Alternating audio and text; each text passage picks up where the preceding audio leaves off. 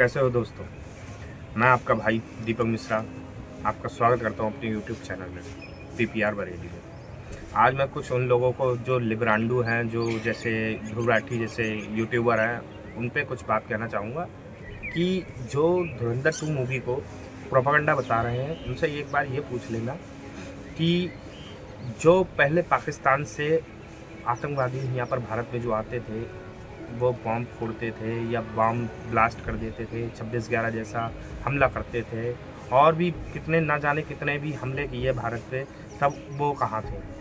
और उनमें कांग्रेसियों से भी कहना चाहता हूँ, अगर आपको ये प्रोपेगेंडा लग रही है ये मूवी, तो जावेद खनानी जैसे लोग और जो आपके मंत्री रहे हैं, कितने जैसे जितने लोगों ने इतने उनकी पाकिस्तानियों की मदद की है, वो उनसे मैं कुछ नहीं कहना चाहूँगा।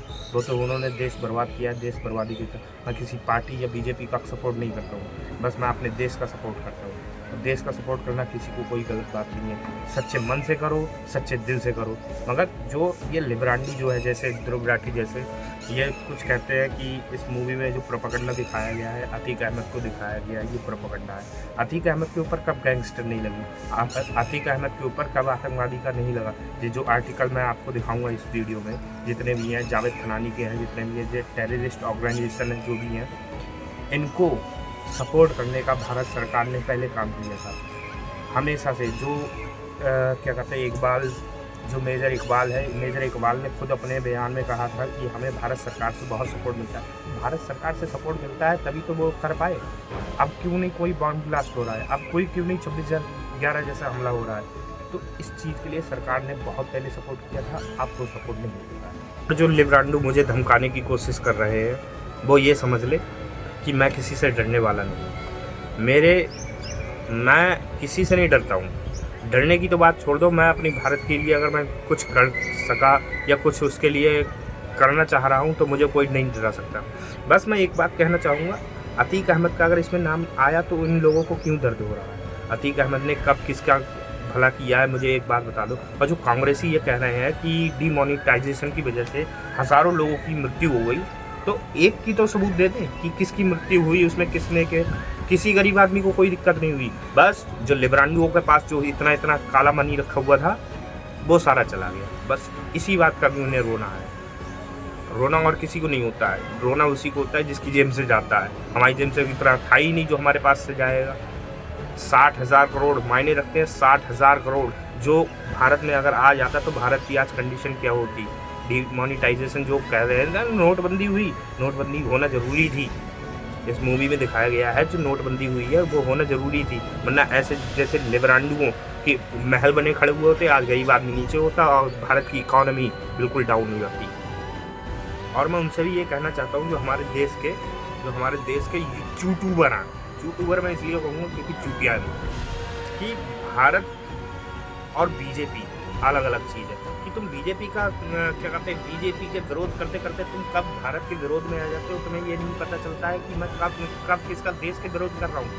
आप ये देखिए, किसी भी पाकिस्तानी को या किसी भी पाकिस्तानी पत्रकार को अगर आप पूछते हैं तो वो अपने देश की बुराई नहीं करेगा। और हमारे देश के जो पत्रकार हैं, हमारे देश के जो यूट्यूबर हैं, वो अपने ही देश की कि हमारे देश की इकॉनमी बेकार है, हमारे देश का ये बेकार है, हमारे देश का ये बेकार है। अभी इंसिडेंट मैंने देखा, एक कुछ पाकिस्तानी मूवी देखने जा रहे थे धुरंधर, वो जब बाहर निकल के आए तो उन्होंने धुरंधर के लिए बहुत कुछ कहा। हमारे देश में क्या है, जो सेकुलरिज्म है, हमारे देश का सेकुलरिज्म जो कहता है, रणवीर सिंह ने क्या कहते हैं, मूवी में उसका एक डायलॉग है रणवीर सिंह का कि हमारी लड़ाई हमारे देश के आतंकवादियों से है। जितना खतरा हमारे देश को तुम्हारे आतंकवादियों से है, उतना खतरा तुम्हारे देश को भी आतंकवादियों से है। तो मैं उनसे ये कहना चाहूँगा, पूरी पाकिस्तानी कौम इसमें इन्वॉल्व होती है। पाकिस्तानी कौम उनकी, जरा मैं ये वीडियो चला दूंगा इसमें। धुरंधर अभी हम देखा है रिव्यू, और मेरी लाइफ में 3rd क्लास फिल्म ऐसी नहीं है।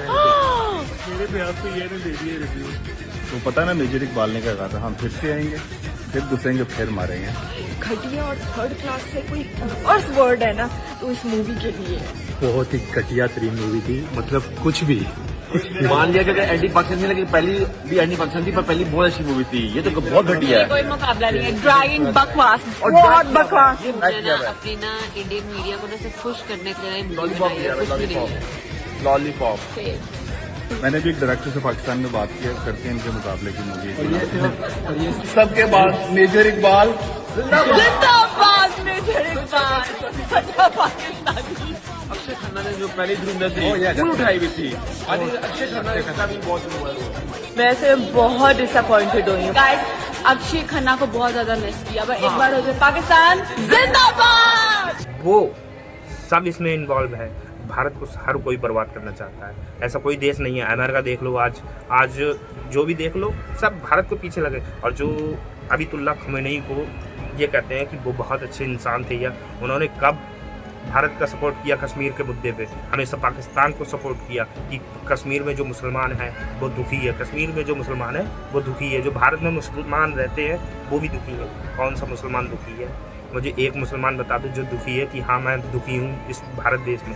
भारत देश से ज़्यादा कोई सुखी मुसलमान नहीं हुआ। हर जगह देख लो, जहाँ रोज़ा इफ्तार चल रहे हैं, जहाँ देखो हज़ारों लाखों की संख्या में मुसलमान मर रहे हैं, आज भारत में देखो आराम से सब कुछ काम हो रहा है उनका। तो मुझे और ज़्यादा इससे ज़्यादा कुछ नहीं कहना है। ठीक है, जय श्री राम, राधे राधे।